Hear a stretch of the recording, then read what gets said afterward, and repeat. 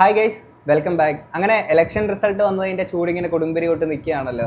കേരളത്തിലെ സർക്കാർ എങ്ങനെ രൂപീകരിക്കുന്നതിനേക്കാൾ ഉപരി തമിഴ്നാട്ടിൽ എങ്ങനെ സർക്കാർ രൂപീകരിക്കും എന്നത് അറിയാനെ കൊണ്ടാണ് എല്ലാ ആളുകൾക്കും അല്ലെങ്കിൽ ഒരു മോസ്റ്റ് മെജോറിറ്റി ആളുകളുടെ ഒരു ഇൻട്രസ്റ്റ് എന്ന് പറയുന്നത്. ഇപ്പോൾ നമ്മൾ സോഷ്യൽ മീഡിയ ഇൻസ്റ്റാഗ്രാം ഒക്കെ തുറന്നു കഴിഞ്ഞാൽ എൻ്റെ പൊന്നിടാവുകയെ ഫുൾ ഇത് തന്നെ TVK, വിജയ്, തൃഷ ഈ ഒരു രൂപീകരണത്തെ കറങ്ങിക്കൊണ്ടിരിക്കുന്ന ആ പരിപാടികളാണ് ഫുള്ള് കണ്ടുകൊണ്ടിരിക്കുന്നത്. അത് നമ്മുടെ കേരളത്തിലോട്ട് വരുമ്പോഴത്തേക്കിന് ഇവറ്റവരുടെ കസേരകളിയൊക്കെ കഴിഞ്ഞിട്ട് ഇനി എപ്പോഴാണ് ഇവർ രൂപീകരിക്കുക എന്നുള്ളത് നമുക്കറിയത്തില്ല. എന്താണെങ്കിലും ഇതൊരു നമ്മുടെ പശുമ്പ ടീംസിന്റെ നമ്മുടെ മാരാർജിയുടെയും ടീംസിന്റെയും കുറച്ച് ഫണ്ടിലോട്ട് പോകാനെ കൊണ്ടായിരുന്നു ഇരുന്നിരുന്നത് ഡയറക്റ്റായിട്ട് ഈ ഒരു വീഡിയോയിൽ. പക്ഷെ അതിന് മുന്നേ LDF ഹാൻഡിൽ എന്ന് പറയുന്ന കുറച്ച് സംഭവ വികാസങ്ങളുണ്ട്. ഈ തോറ്റു എന്ന് പറയുന്ന ഒരു സാധനം സമ്മതിക്കാനെ കൊണ്ട് ഭയങ്കര ബുദ്ധിമുട്ടാണ് ഇവർക്ക്. അപ്പോൾ അതൊന്ന് പറയണം എന്നുള്ളത് തോന്നി. അതുകൊണ്ട് കുറച്ച് കാര്യങ്ങൾ ആദ്യം അത് പറഞ്ഞിട്ട് നമുക്ക് നമ്മുടെ ജിയിലോട്ട് നമുക്ക് വരാം. ഞാനിവിടെ LDF ഹാൻഡിൽസിൽ നിന്നൊക്കെ വരുന്ന കുറച്ച് പോസ്റ്റുകൾ ഇങ്ങോട്ട് ഞാൻ വായിക്കാം. ഒന്നൊരു ട്രോൾ വായിക്കാം. ഭരിക്കുന്ന LDF പാർട്ടിയേക്കാൾ ഭയക്കേണ്ടത് പ്രതിപക്ഷത്തിലുള്ള LDFനെയാണ്, ദ ഒപ്പോസിഷൻ. പിന്നെ അടുത്ത കണ്ടൊരു സാധനം, അധികാരം കിട്ടിയതിൻ്റെ ഹുങ്കിൽ CPIMനെയും സഖാക്കളെയും ആക്രമിക്കാൻ വെല്ലുവിളിക്കുന്ന മൂരികളോടും കുങ്ങികളോടുമാണ്. അധികം വ്യാമോഹമായി വന്നാൽ നിന്റെയൊക്കെ വീടിൻ്റെ ഭിത്തിയിൽ പടങ്ങൾ ഒരുപാട് തൂങ്ങും. വീണ്ടും വീണ്ടും പറയുന്നു, പോയ കാലത്തെ മാടി വിളിക്കാൻ ശ്രമിക്കരുത്. എന്താ ഇത്? അക്രമ രാഷ്ട്രീയത്തെക്കുറിച്ചാണോ നിങ്ങൾ ഈ പറയണത്? അപ്പോൾ വീട്ടിൽ ഓരോരുത്തരുടെ പടം തൂക്കുമെന്ന് പറയുമ്പോഴത്തേക്കിന് എത്ര കുടുംബങ്ങളാണ് നിങ്ങൾ ഇനി വഴിയാധാരമാക്കാൻ പോകുന്നത്?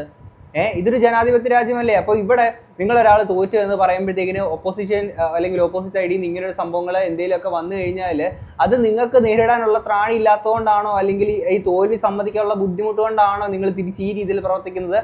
പാലക്കാട് അവിടെ കുറേ സംഭവ വികാസങ്ങളൊക്കെ ഇങ്ങനെ കണ്ടിട്ടുണ്ടായിരുന്നു. ഒട്ടും സഹിക്കാൻ ഉൾക്കൊള്ളാൻ പറ്റാത്ത രീതിയിലുള്ള സംഭവ വികാസങ്ങൾ. തോറ്റു എന്നുള്ള കാര്യം സമ്മതിക്കുക. ഓക്കെ. പിന്നെ കഴിഞ്ഞ വീഡിയോക്കകത്ത് എൻ്റെ അടുത്ത് 1-2 പേര് കമൻറ്റ് ചോദിക്കുന്നുണ്ടായിരുന്നു, നിനക്ക് കമ്മ്യൂണിസം എന്താണെന്ന് അറിയാമോ എന്ന്. ഇല്ല, എനിക്ക് അറിയത്തില്ല. നിങ്ങളൊന്ന് പറഞ്ഞു, ഈ കമൻറ്റ് ഇട്ട ആൾക്കാരൊന്ന് പറഞ്ഞു എന്താണ് കമ്മ്യൂണിസം എന്ന് പറയുന്നത്. ഇതുപോലെ ഒരു ഇലക്ഷനെ തോറ്റ് കഴിയുമ്പോഴത്തേക്കിന് ഇതുപോലെ എന്തെങ്കിലും പറഞ്ഞു കഴിഞ്ഞാൽ നിൻ്റെയൊക്കെ വീട്ടിൽ പടം തൂക്കുക എന്ന് പറയുന്നതാണോ കമ്മ്യൂണിസം? ആരെങ്കിലും എന്തെങ്കിലും ചോദിക്കാൻ വരുമ്പോൾ കടക്ക് പുറത്ത് വീട്ടിൽ പോയി പറ എന്ന് പറയുന്നതാണോ കമ്മ്യൂണിസം? ഒന്നും അല്ലടാ. യഥാർത്ഥ കമ്മ്യൂണിസ്റ്റുകാരെ നമ്മൾ കണ്ടിട്ടുണ്ട്. ഒരു നേതാവിൻ്റെ പേരെടുത്ത് പറയുകയാണെങ്കിൽ അവസാനമായിട്ട് നമ്മൾ കണ്ടേക്കുന്ന ഒരു യഥാർത്ഥ കമ്മ്യൂണിസ്റ്റുകാരെന്ന് പറയുന്നത് VS അച്യുതാനന്ദനാണ്. ഈ പറയുന്ന ആളുകൾ കമ്മ്യൂണിസ്റ്റ് എന്താണെന്ന് അറിയാമോ ചോദിക്കുന്നവന്മാര് നിങ്ങൾക്ക് കമ്മ്യൂണിസ്റ്റ് മാനിഫെസ്റ്റോ പോലും വായിക്കണമെന്നില്ല. അറ്റ്ലീസ്റ്റ് VS അച്യുതാനന്ദൻ എന്ന് പറയുന്ന അദ്ദേഹത്തിന്റെ മുൻകാല ആ ഒരു ജീവിത കഥയൊന്ന് ജസ്റ്റ് യൂട്യൂബിൽ നോക്കി തന്നെ എന്തോരം വീഡിയോസ് ഇട്ട് ഒന്ന് ജസ്റ്റ് നോക്കിയാൽ മതി. എന്നിട്ട് പറ ഒരു കമ്മ്യൂണിസ്റ്റുകാരാണ്, ഇതാണ് കമ്മ്യൂണിസം എന്നൊക്കെ നിങ്ങൾക്ക് പറ. അല്ലാതെ ഇതൊക്കെ കാണിച്ചിട്ടാണ് നിങ്ങൾക്ക് പറഞ്ഞത് ഓക്കെ ഞാനൊരു കമ്മ്യൂണിസ്റ്റുകാരനാണ്. അല്ലെങ്കിൽ എത്ര വീടുകളെ ഇനി വഴിയാധാരമാക്കാനെ കൊണ്ടാണ് ഉദ്ദേശിക്കുന്നത്? ഇനി എത്ര ഹർത്താലുകൾ? തെറ്റ് കണ്ടാൽ നമ്മൾ ചൂണ്ടിക്കാണിക്കണം, അതിനെതിരെ പ്രതികരിക്കണം, പ്രതിഷേധിക്കുകയൊക്കെ തന്നെയാണ് വേണ്ടുന്നത്.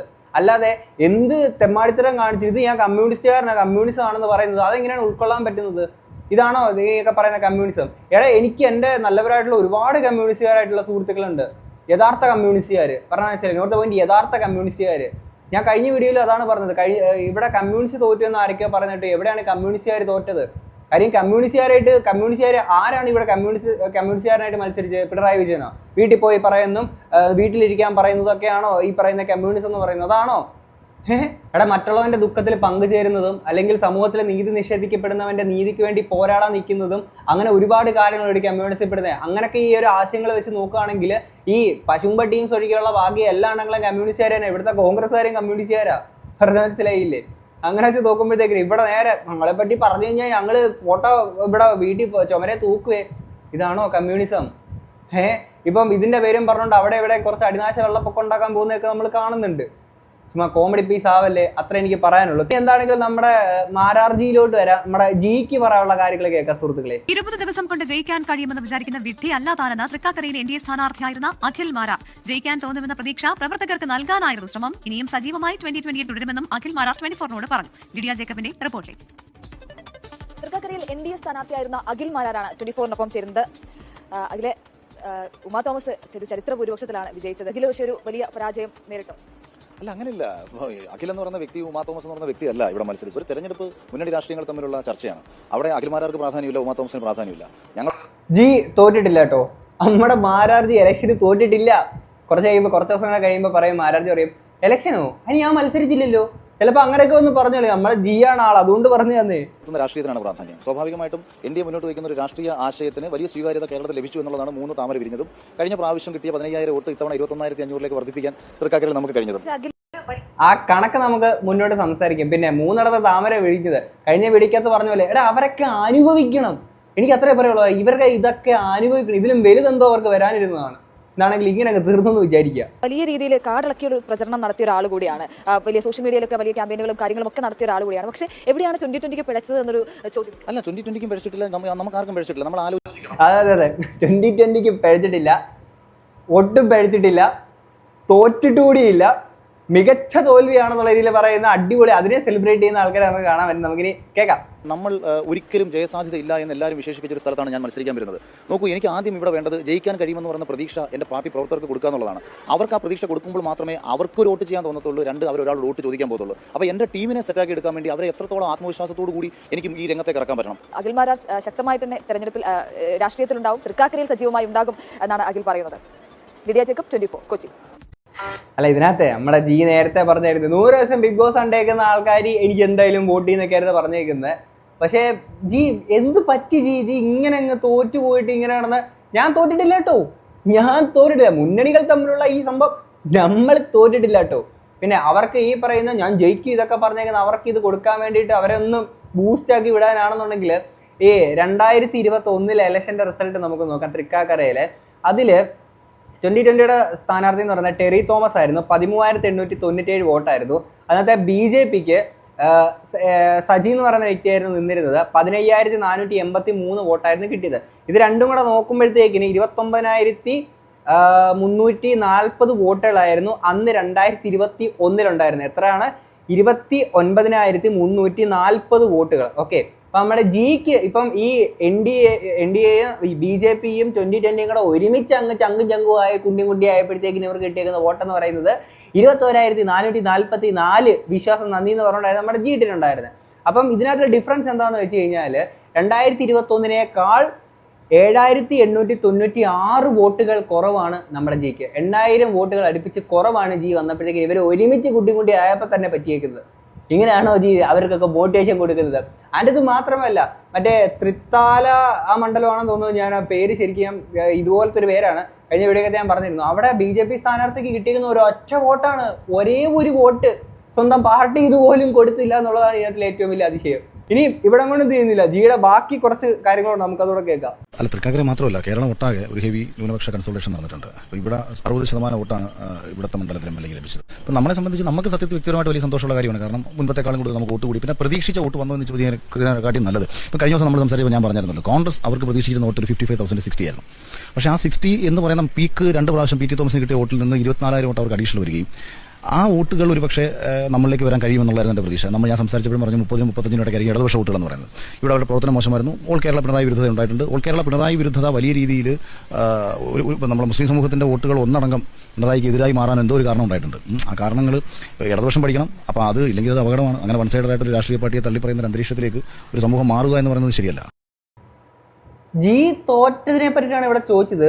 ജി തോറ്റതിനെ പറ്റിയിട്ട് ചോദിക്കുമ്പോൾ ജി പറഞ്ഞു വരുന്നത് LDF തോറ്റതിനെ പറ്റിയിട്ടാണ്. അതല്ലെങ്കിൽ ഇവരെ ജി അങ്ങനെ ആണല്ലോ. ജീൻ്റെ അടുത്ത് എന്തെങ്കിലും ചോദിച്ചു കഴിഞ്ഞാൽ റഷ്യൻ വിപ്ലവത്തെ പറ്റിയിട്ട് എൻ്റെ അടുത്ത് 2 വാക്ക് സംസാരിക്കും. അത് സംസാരിച്ചിട്ട് നീ ബാക്കി എൻ്റെ അടുത്ത് പറഞ്ഞാൽ മതി എന്ന് പറയുന്ന പോലെയാണ്. മാരാർജി എന്തുകൊണ്ടാണ് തോറ്റേ? അതിങ്ങനെ ഞാൻ ഇലക്ഷൻ നിന്നപ്പോഴത്തേക്കിന് LDF തോറ്റു. അപ്പം പിണറായി വിരുദ്ധപരമായിട്ടുള്ള ഒരു ആശയം ആൾക്കാരുടെ എങ്ങനെയാണെന്ന് പറഞ്ഞാൽ അങ്ങനെയൊക്കെ പോയി ജി എന്തായാലും ബാക്കി പറയും. സംഭവിച്ചത് പിണറായിയുടെ പരാജയമായിട്ടാണോ കണ്ടത്, പിണറായി വിരുദ്ധതയാണോ, ഇതൊക്കെ നമുക്ക് ചർച്ചയാക്കേണ്ട കാര്യങ്ങളാണ്. അപ്പോൾ അതെല്ലാ മണ്ഡലത്തിലും നിങ്ങൾ നോക്കൂ, മണ്ഡലങ്ങൾ മുഴുവൻ എടുത്ത് വെച്ച് പരിശോധിക്കൂ. വൺ സൈഡായിട്ട് വോട്ടിൻ്റെ ഒരു സ്വിംഗ് ഉണ്ടായിട്ടുണ്ട്. One sided swing. ഓക്കെ, ഇവിടെ നല്ല ഒരുവിധപ്പെട്ട എല്ലാ മണ്ഡലങ്ങളിലും ഞാനിന്ന് രാവിലെ ഇന്നലെയൊക്കെ ഇരുന്നിട്ട് ഓരോ മണ്ഡലങ്ങളിലെയും വോട്ടിൻ്റെ പാറ്റേൺ നോക്കുമായിരുന്നു. ഇപ്പം ഇടതുപക്ഷം 6-7 മണ്ഡലങ്ങളിൽ ജയിച്ചത് 2,000 വോട്ടിന് താഴെയാണ്. കഷ്ടിച്ച് 2,000, കൊട്ടാരക്കര 1000 വോട്ടിന്, അതുപോലെ വർക്കലയിൽ 2,000 വോട്ടിന്, മറ്റേ രവീന്ദ്രനാഥിന് കഷ്ടിച്ച് 148, 183. അങ്ങനെ ഇവർ ജയിച്ച സ്ഥലത്തെല്ലാം വളരെ ചുരുങ്ങിയ രീതിയിൽ കഷ്ടിച്ച് ഒരു രക്ഷപ്പെട്ടപ്പോൾ പരാജയപ്പെട്ട സ്ഥലത്ത്, പ്രത്യേകിച്ച് മലപ്പുറം തൊട്ട് ഇങ്ങോട്ട് നമ്മൾ എടുത്ത് പരിശോധിച്ച് കഴിഞ്ഞാൽ 85,000 വോട്ടിന് കുഞ്ഞാലിക്കുട്ടിയുടെ ലീഡ് തൊട്ട് ഏതാണ്ട് മഹാഭൂരിപക്ഷം വരുന്ന ലീഡിലേക്ക്, അതായത് ഇടതുപക്ഷം പിടിച്ചതിനെക്കാട്ടും കൂടുതൽ ലീഡിലേക്ക് വന്നു. തൃക്കാക്കരയിലും അവരെ സംബന്ധിച്ച് 12% വോട്ടാണ് കുറഞ്ഞത്. 36% നിന്ന് 23%, 12%, ഏകദേശം 13%-ഓളം അവരുടെ വോട്ട് കുറയാണ് ചെയ്തത്. നമുക്കിപ്പോൾ വ്യക്തിപരാസ കാൻഡിഡേറ്റ്, NDയുടെ കാൻഡിഡേറ്റ് നിലയിൽ പ്രത്യേകിച്ച് വളരെ അടുത്ത് ഫോം ചെയ്ത ഒരു മുന്നണിയാണ് 2020 BJP ഒരു ഫോർമേഷൻ വളരെ റീസെൻ്റ് ആയിട്ട് വരുന്നതാണ്. ആ ഒരു ഹീലിംഗ് പീരീഡ് ഉണ്ടായിരുന്നു. 2020 ആൾക്കാർക്ക് പെട്ടെന്ന് BJPയുമായിട്ട് സിങ്ക് ആവാൻ പറ്റുമെന്നുള്ള ഒരു ഹീലിംഗ് പീരീഡ് ഒന്ന് മാറ്റി വെച്ച് കഴിഞ്ഞാൽ നമ്മുടെ വോട്ടുകളെല്ലാം കൃത്യമായി നമുക്ക് കിട്ടിയിട്ടുണ്ടെന്നുള്ളതാണ് സന്തോഷം. കൃത്യമായിട്ട് ജിക്ക് കിട്ടിയിട്ടുണ്ട്. ഒന്നുകൂടെ ഞാൻ എടുത്ത് പറയാം, 7,896 വോട്ടുകൾ കുറവാണ് ജിക്ക്. കഴിഞ്ഞ 2021 കുറവ് വോട്ടിലാണ് ജി കിട്ടിയത്. ഇവർ രണ്ടും കൂടെ ജോയിൻ്റ് ആയപ്പോഴത്തേക്കിന്. ഓക്കെ, പിന്നെ ജീനകത്ത് പറഞ്ഞേക്കുന്ന 1-2 കാര്യങ്ങളുള്ളതാണ്. പിണറായി വിരുദ്ധപരമായിട്ടുള്ള ആ ഒരു കാര്യം കൊണ്ടൊക്കെ തന്നെ കുറെ ആൾക്കാർ ഇപ്പം ഈ പാർട്ടിലുള്ള ആളുകൾ തന്നെ ഇപ്പുറത്തോട്ട് മാറ്റി കുത്തിയിട്ടുണ്ട്. അല്ലെങ്കിൽ പിന്നെ ഇത്രയും വലിയൊരു തോൽവി ഉണ്ടാവും ഇവർക്ക്. അപ്പോഴാണ് ഇവിടെ തൊട്ടപ്പുറത്തു നിന്നാണെങ്കിലും എൻ്റെ ആടിനാശ വെള്ളപ്പൊക്കം ഉണ്ടാകും, ഞങ്ങൾ ചുമരി ഫോട്ടോ തൂക്കുക എന്നും പറഞ്ഞുകൊണ്ട് വന്നേക്കുന്നത്. ഇനി ഇത് കഴിഞ്ഞിട്ട് നമ്മുടെ ചക്കച്ചോള താമരയിലോട്ട് വരാൻ സുഹൃത്തുക്കളെ. നമസ്കാരം. തോറ്റൂലേ?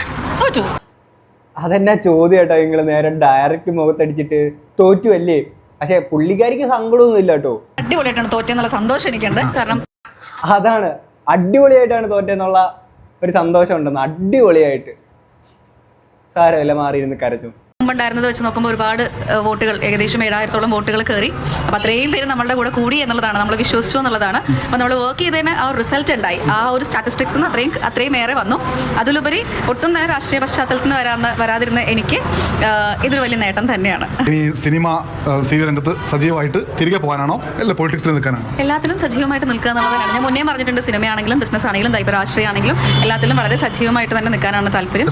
മത്സരിക്കും? തീർച്ചയായിട്ടും അവസരം കിട്ടിയാൽ അടുത്ത തവണ എന്നല്ല എപ്പോഴും മത്സരത്തിന് ഞാനുണ്ടാവും. അഞ്ജലി നായർ എന്നുള്ള പേര് തന്നെ ബാലറ്റിൽ ഉണ്ടായിരുന്നുവെങ്കിൽ, വോട്ട് മെഷീൻ ഉണ്ടായിരുന്നെങ്കിൽ കുറച്ചുകൂടി മെച്ചപ്പെട്ട വോട്ട് കിട്ടുമെന്ന് തോന്നുന്നുണ്ട്. അങ്ങനെയൊന്നുമില്ല. അഞ്ജലി PV ആണെങ്കിലും അഞ്ജലി നായർ ആണെങ്കിലും ഈ പറയുന്ന ചിഹ്നം എല്ലാവരിലേക്കും എത്തിയിട്ടുണ്ടായിരുന്നു. അപ്പോൾ അതുകൊണ്ട് എൻ്റെ പേര് അഞ്ജലി നായർ എന്നുള്ളത് വർഷങ്ങളായിട്ടുള്ളത് കൊണ്ട് ഞാൻ അതിനകത്ത് കുറച്ച് ഫൈറ്റ് ചെയ്തു ഞങ്ങൾ.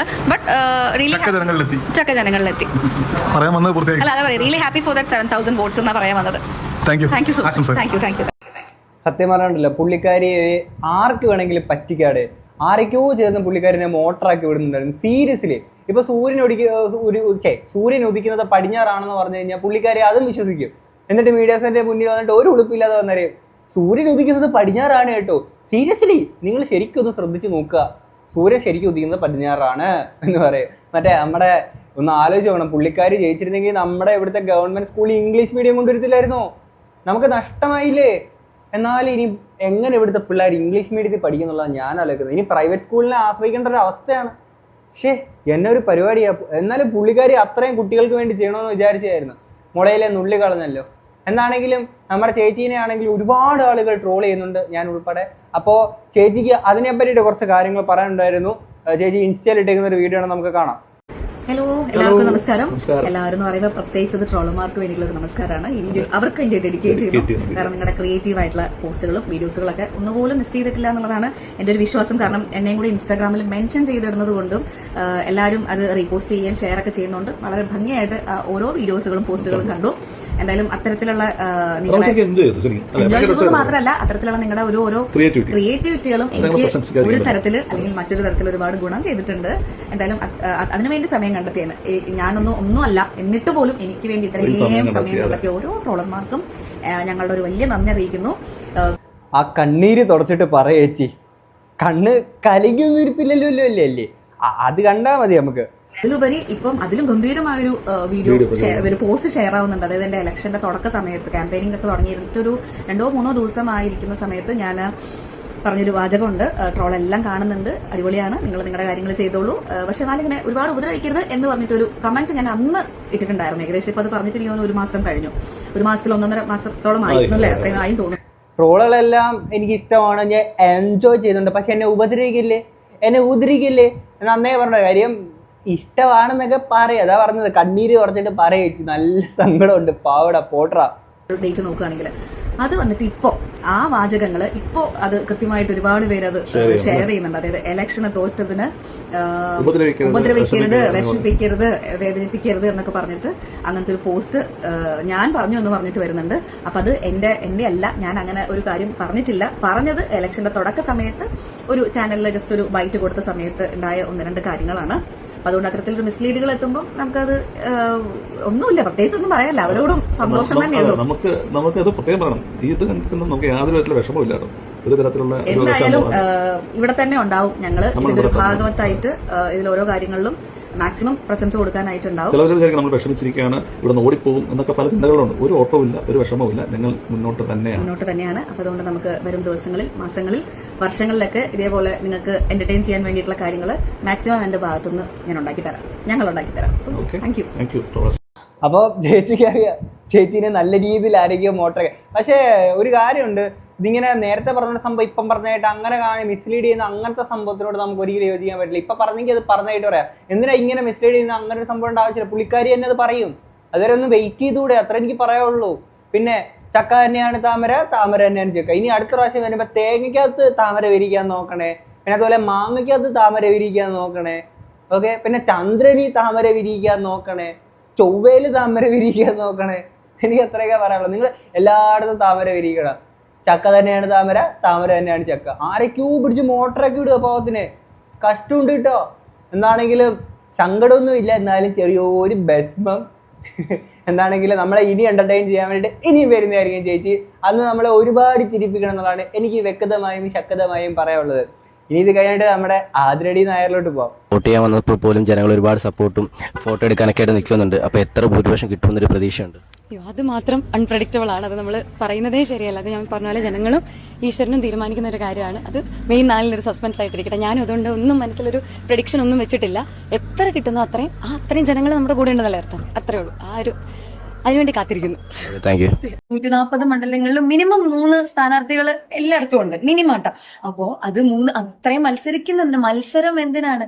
അതിൽ ഒരാളെ വിജയിക്കുള്ളൂ. ഇല്ല പിന്നെ ഓൾറെഡി ഒരാൾ ജയിക്കാനാണെങ്കിൽ ഇലക്ഷന്റെ ആവശ്യമില്ലല്ലോ. അപ്പൊ അതുകൊണ്ട് എന്താ പറയാ, ഏതായാലും ജയം തോൽവി അത് രണ്ടും ഒരു മത്സരമാകുമ്പോൾ ഉണ്ടാവും. അപ്പോൾ രണ്ടായാലും നമ്മളത് അക്സെപ്റ്റ് ചെയ്യാൻ നമ്മൾ റെഡിയാണ്. ഇനിയിപ്പോൾ അക്സെപ്റ്റ് ചെയ്തേ പറ്റുള്ളൂ. പക്ഷെ ഇതിനകത്ത് പറഞ്ഞേക്കുന്നൊരു കാര്യമുണ്ട്. ഈ പറയുന്ന ജയം തോൽവില്ല ഒരാൾ തന്നെ ജയിക്കാൻ വേണ്ടിയിട്ടാണെങ്കിൽ ഇലക്ഷൻ്റെ ആവശ്യമില്ലല്ലോ എന്നുള്ളത്. ചില സംസ്ഥാനങ്ങളിൽ ഇലക്ഷൻ്റെ ആവശ്യമില്ല എന്നുള്ളതാണ് എനിക്ക് പരോക്ഷമായിട്ട് പറയാനുള്ളത്. എന്താണെങ്കിലും നിങ്ങൾ നമ്മളെ ഒരുപാട് ചിരിപ്പിച്ചു. സ്റ്റിൽ നിങ്ങൾ ചിരിപ്പിച്ചുകൊണ്ടിരിക്കുന്നു. നിങ്ങൾക്ക് എങ്ങനെയാണ് ഇങ്ങനെ നമ്മളെ ചിരിപ്പിക്കാൻ പറ്റുന്നത്? നിങ്ങൾ ഇനിയും ചിരിപ്പിക്കണം, നിങ്ങൾ ഇനിയും മത്സരിക്കണം.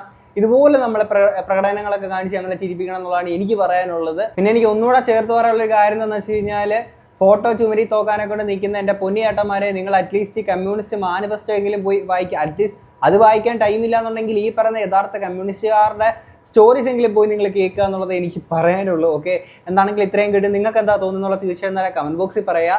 ആൻഡ് ഒപ്പം തന്നെ VD സതീശനായിരിക്കുമോ മുഖ്യമന്ത്രിയാവുക, അല്ലെങ്കിൽ ആ സീറ്റിന് വേറെ ആരെങ്കിലും തട്ടി പറയുമോ എന്നുള്ളതുകൂടെ നിങ്ങൾ കമന്റ് ബോക്സിൽ പറയാം. നമുക്ക് അടുത്തൊരു വീഡിയോ ആയിട്ട് കാണാം. അപ്പോൾ ശരി, ബൈ.